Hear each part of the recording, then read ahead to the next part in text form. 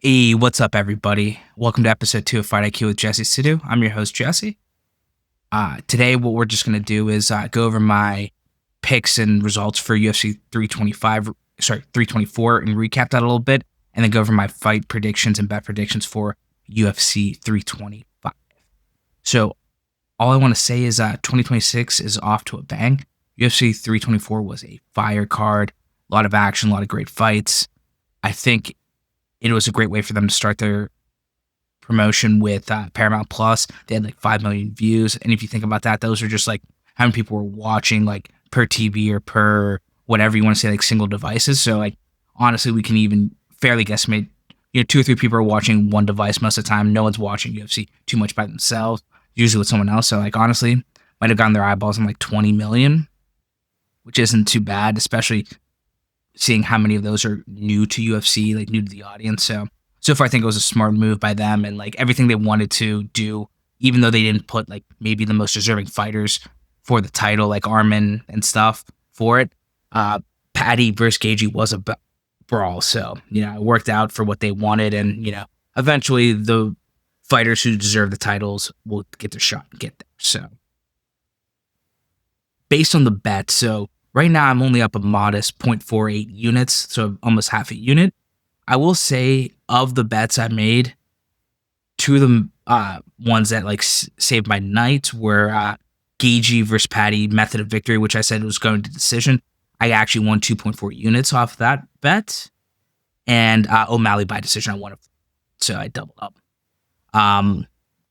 Which honestly was pretty good, especially to consider starting the night I had Volkanovski and Charles Johnson money line, which back-to-back losses isn't a great way to start. We rallied through, and a lot of my method of victories actually pulled through for the night. So overall, I'll take any kind of winning night. So can't complain too much. So let's get over to UFC 325. So this card is the card down under. Has one of my favorite fighters, Volkanovski, headlining versus Lopes 2. We'll just start. Honestly, I love starting with the main event, so let's go out there and start off with the championship fight, Volk versus Lopes. So this fight, to me, we kind of saw it already played out, and Volk won a decision, pretty handily. I don't think you could say that Lopes really won that fight. So Volk won. One thing I always want to like to mention too with Volk is most of the time, other than Islam, scratch that one. He was going up a weight class and stuff too. Like, he does come out sharper in the rematch. Like, versus Holloway, the second and third fight, he was just even better than he was in the first. So I think like we have to take that into advantage where like he's already fought Lopes. He knows what he needs to do to win this fight again. And then another underrated thing I think people don't really like to talk about or mention is what I consider like home field advantage, where since it is in Australia, it's, that's right in the hemisphere of Volk and all those guys where they fight, train, do that. So like they get to like have the comfort of their home, the comfort of their training and all that, which, has to count for something in my opinion. So like, and looking at all the social media stuff with Volk and like his nutritionist posting stuff, like everything looks smooth. The fight camp, prep, nutrition, like his weight cut seemed like effortless. He looked fine on the scales. With all that stuff, like those like X factor stuff, like variables, I do think like Volk will win by decision again. I don't think he's gonna knock him out or anything like that. Only thing is though, there is always a danger because of Lopez's explosive style. Volk can get caught. I don't think it's gonna happen. And then also, same thing is like the home field advantage for Volk is like, how detrimental is that going to be for Lopes? Like, how long has he been in Australia to like adjust to the time difference, all that stuff? Because it is going to be like normal time for us to watch, which is like 5 p.m. Eastern, 9 p.m. Eastern for the main event. Like that's 1, 2, 3, like o'clock in the afternoon in Australia. So it's like there is a time difference. So I think I'm going to put 1 unit on Volk by decision. For that fight, I think it's just the way to go with the odds. And we're getting on DraftKings right now. Volk by decision is plus 150. So like he's like a minus 148 favorite as of right now. So I like getting the dog odds and just putting 1 unit down. on that. So that's what my play is for the main event. And then off to another native to that hemisphere, Dan Hooker versus the Frenchman, Saint-Denis. Dennis coming off a spectacular win versus Ruffy. Hooker coming off a rough loss to Armin. But before that Armin fight, Hooker was doing pretty well and had some good fights, beating Gamrot, and was kind of like a 2-fight win streak. So my thing is with this fight, I think even though Saint-Denis is the favorite, I think Hooker does come back. So like a couple things I look at and I like to break it down with in my notes is similar to what I mentioned with Volk, the home field advantage, where Hooker had his fight camp at home, had everything, no interruptions, no anything to it of like travel and all that stuff. So that helps. Social media and everything, like he's looking like he's enjoying his meals, doing all that stuff. So like doesn't look like he had a hard weight cut at all. So like those little things add up. Motivation, you're just like amped up, and no stress off that. So that's like home field advantage. And then what I also want to mention is Hooker did beat Gamrot and stopped his takedowns, and that who is a extremely talented grappler. But when he fought someone like Armin, Hooker got outclassed. Hooker got outclassed by Islam. So I think this fight boils down to: do you think Saint-Denis is as talented as Armin and Islam and those elite, top 0.1% grapplers, or is he more on level with Gamrot? For me, I think he's more on level with Gamrot, maybe a little bit better, but not as good as the other two. So I think Hooker's style and his capabilities, like if he does get taken to the ground, Hooker is active on the ground, like he uses his jiu-jitsu well. And not to mention, Ruffy did get up the first time against Saint-Denis, and then after like the next couple, it just wore him down and he got worn out and got submitted. But I think Hooker won't give. That's the thing, the big difference between him and Ruffy, which will play out for Saint-Denis. And I think Hooker's pressure will get to Saint-Denis as well, because he's only lost to guys that have been able to like stuff his takedowns and put pressure on with striking with Poirier and Moicano. So I really like the odds for taking Hooker, and I'm going to actually make 2 bets on it. I'm doing Hooker money line, 1 unit, and then half a unit on Hooker by knockout, because I do think if Hooker wins, I think it's going to be a finish. And as much as like Hooker's submission game is improving, I don't think it's going to be by submission. So I'm going to take the plus 550, half a unit for Hooker by KO, and plus 260, 1 unit on that. So next is going to be low-key one of my favorite fights for this fight card. Fiziev versus Ruffy. So Fiziev, super talented striker from Azerbaijan, Muay Thai guy like myself, so I love watching him fight, versus an exciting striker in Ruffy, who is coming off a pretty miserable performance against Saint-Denis, who was basically just like too good at grappling, and Ruffy just couldn't handle it. So this one, Ruffy doesn't have to worry about grappling. So it's just gonna be, I think, an all-out striking where I think it boils down to striking styles. So Fiziev has that Muay Thai style striking. He can still wrestle and mix it up, and he has a good clinch game. But can he stop Ruffy's movements? Ruffy's gonna be very heavy on the front foot, distance control, and like straight line power. But one thing is, like those with strikers who are heavy on their front foot, they are very susceptible, especially with Ruffy's bladed stance, to low kicks, which Fiziev, Muay Thai guy, is a low kicker. So the fight style breaks down to me: can Fiziev control the fight and low kick him out of his game, or will Ruffy's be able to take over? One thing is, though, I don't see Fiziev getting KO'd. He's hard to KO. Historically, a lot of his fights, he has not been knocked out, so I don't see that happening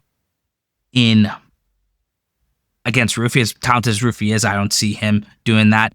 He's been through the ringer. Like Gamrot did get like a TKO, but it was kind of Fiziev got hurt and injured It wasn't like a true like, hey, his chin got thing, but like he went the distance twice with Gagey, beat Baja Mendez, KO Dos Anjos. So like, last 5 fights, like, I don't see Ruffy knocking him out. So, but I do think Ruffy will win and get his comeback started. So I do like Ruffy, just money line at minus 125 on DraftKings. That's why I'm going to go with 1 unit on that. And off to another banger fight. This main card is just insanely going to be fun to watch. Local favorite from Australia, Tai Tuivasa versus Teixeira. So this one's nice little battle of 2 heavyweights. Mainly is Tuivasa going to be able to make a comeback. So he's off a huge layoff. First, he hasn't fought for almost like 1.5 years, August of 2024. And he's also on a 5 fight losing streak. So like he lost to 3 studs, Cyril Gane, Pavlich, Volkov, like 3 killers. Then his most 2 recent fights, not on the same level. So, I think this fight kind of boils down to how affected is he going to be by the long layoff and that 5-fight losing streak. And then Teixeira, on the other hand, young killer, came up through the Contender Series, then went through, Derek Lewis. Derek Lewis did Derek Lewis things, got him good, Teixeira, even though he's fundamentally sound, very good boxer, like striker, Derek Lewis's power is Derek Lewis' power. So what do we all expect? He lost, even though it was an upset. So to me, this fight boils down to, can Teixeira bounce back over Tuivasa or not? Because the one thing that sticks in my head is Tuivasa is similar to like a Derek Lewis, where like, he is not like he fights in chaos, so he can catch him. Will Tuivasa be able to catch Teixeira or not? I think my personal opinion is Teixeira will come back, right the ship, and win. Just win the fight. I think he wins by KO. Interesting enough, though, odds aren't great for method of victory. Like, Teixeira right now is just a moneyline favorite of minus 310.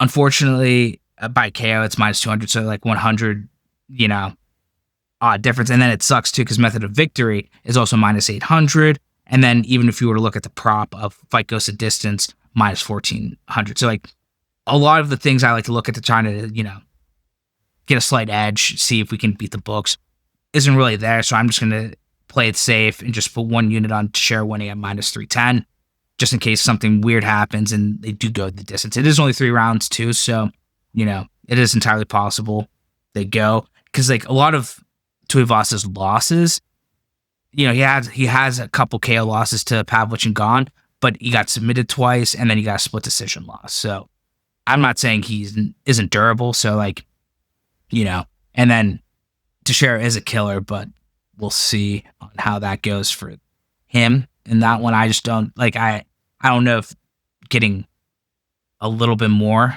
is well worth it. So I'm just gonna play it safe and just bite the bullet and eat it at minus 310.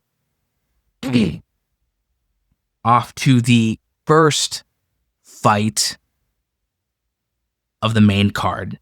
So we have Sal Kidd versus Malarkey.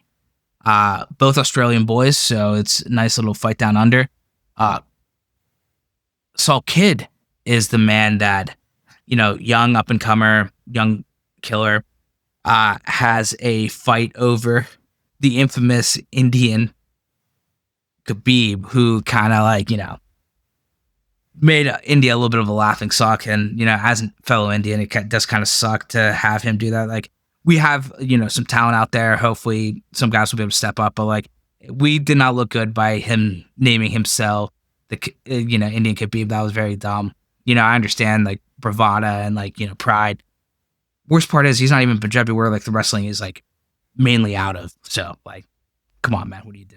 So, but back to the fight. I think, like, Sal Kidd is pretty good. I think he's coming off, like, he has 3-fight win streak in the UFC, came through the Contender Series, versus, Malarkey, who is talented, but he's like kind of a journeyman, up and down, got a couple quality wins, but, has some losses too as well, like lost to Ruffy, fighters of that nature. So to me, with this fight, it's like, I looked at Malarkey's last 10 fights.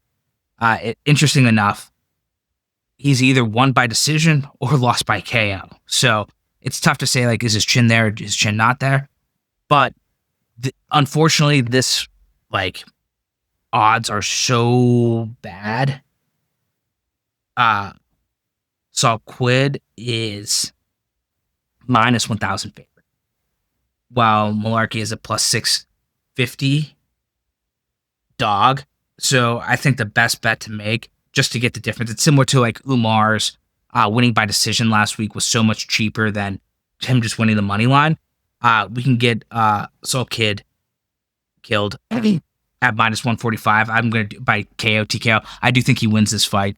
He'll be able to KO him. And just with like Malarkey's history of KO losses, I think that's, good odds to just take on that one, just to get some action in on this fight. So that will be the main card.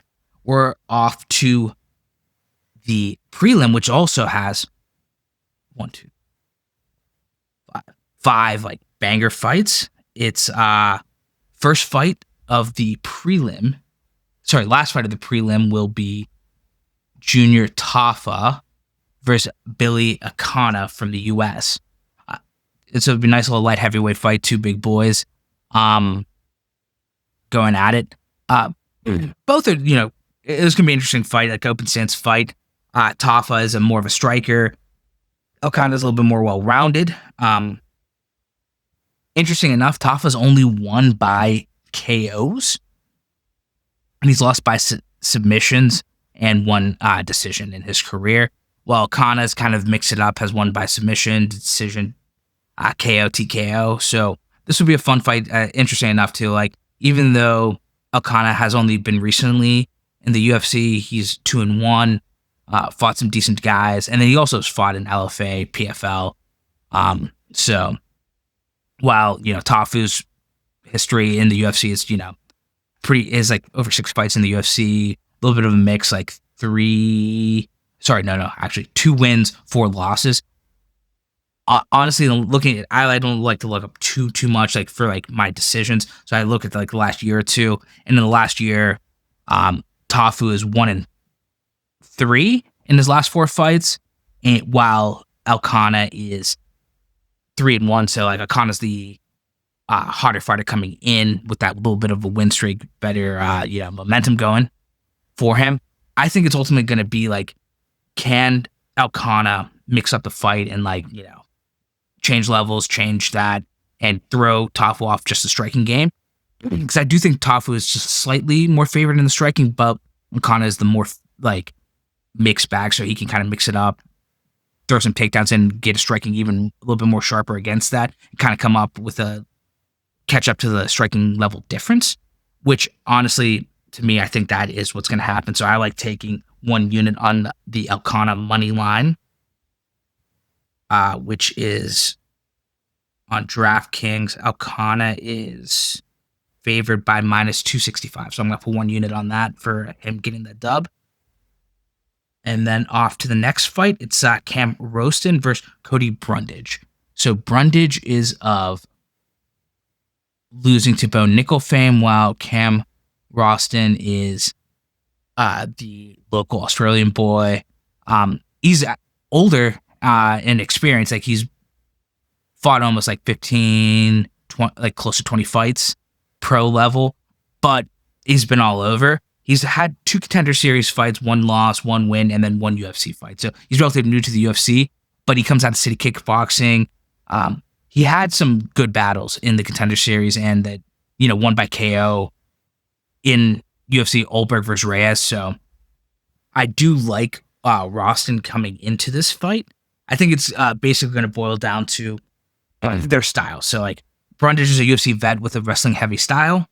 A little bit of a journeyman, got some quality wins, got some quality losses, also got some sus losses as well. So it to me, it's like, can Brundage dictate the fight with his wrestling, or can he? So I don't think he will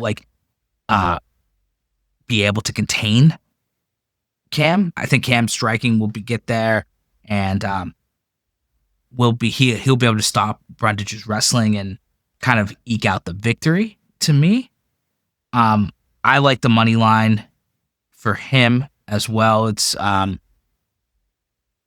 I like Cam Rawson just minus 375, because there is a chance that I could see this fight going the distance. I don't know if Rawson's going to just KO him, and the KO odds aren't actually that much better. Actually, no, never mind. No, I am wrong on that one. That is actually, it's like plus 150. So I might take Rawson by KO actually. So this is interesting, because I like the money line, and I think I'll do half a unit on Rawson at plus 150 by KO, just half. So one whole unit on the money line, half on the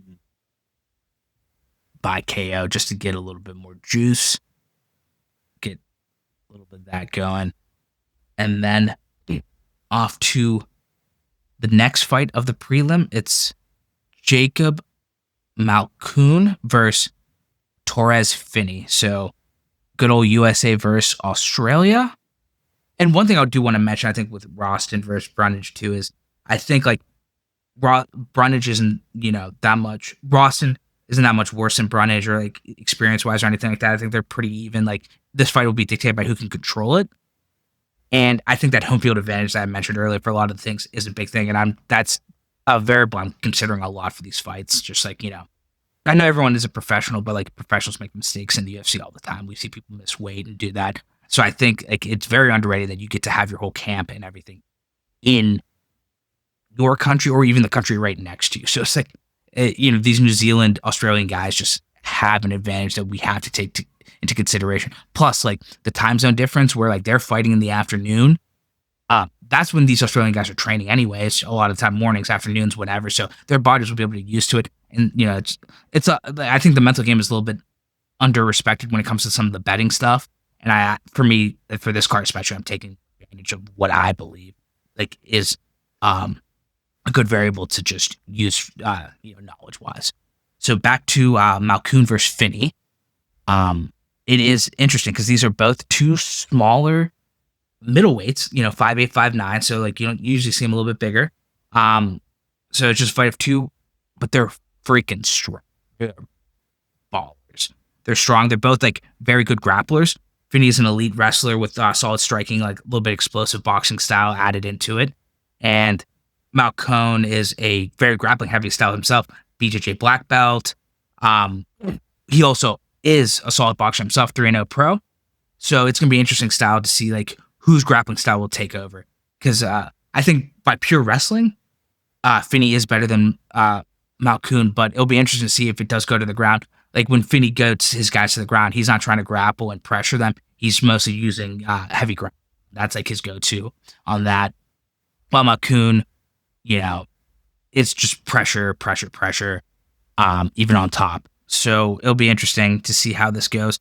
Because it is such a close fight, I actually think, I could see the fight going either way. I actually went with the odds on this one. And I took Finney plus 130. I think because of Finney's style, where he's not going to be, I think even when he gets on top, he's not going to go into a grappling battle. He's going to try to finish him with ground and pound, and he'll be able to maintain, I think, top pressure even against an experienced black belt. I think because of that difference, it's not like he's going to try to go for a submission or anything like that. Finney's style, I think, will be able to overtake that, especially his wrestling is very good. And I like the odds at plus 1. I think, and that one, I'm just going to take those. And finally, I think low-key another banger fight, and for me especially because it's another open stance fight. It's Jonathan McAuliffe versus Oban Elliott. So two dudes. McAuliffe is a Australian boy, and Oban Elliott has one of the best nicknames in the UFC and is from Welsh, the Welsh gangster. So I love that. This is going to be a fun style. So it's very interesting to me. Like both open stance fighters, mixed styles.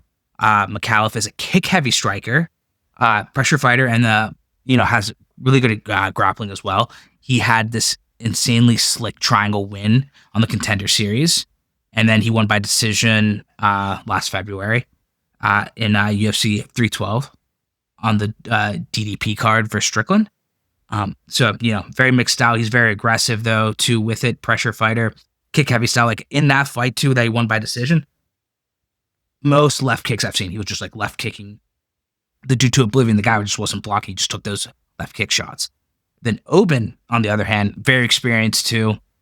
Fighter, came out of the Cage Warriors thing, and then has has 4 fights in the UFC.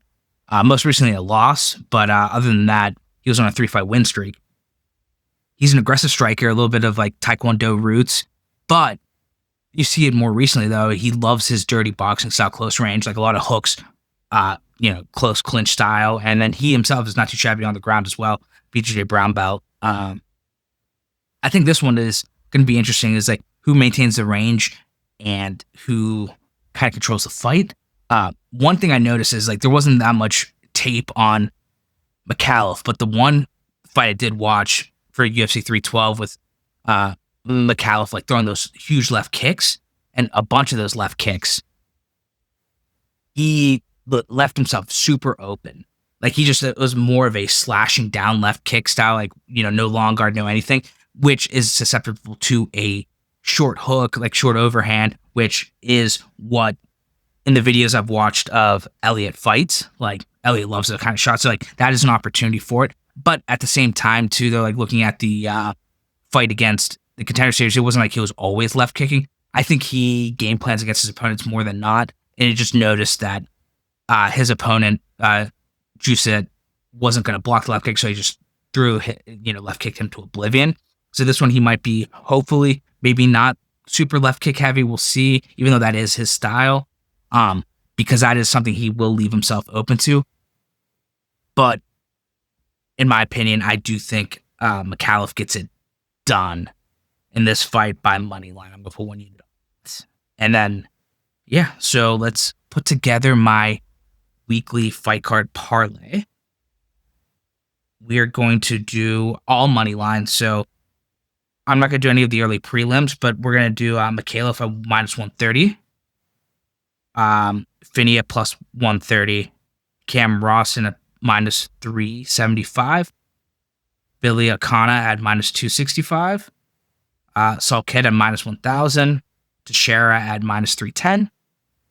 Ruffy at minus 125.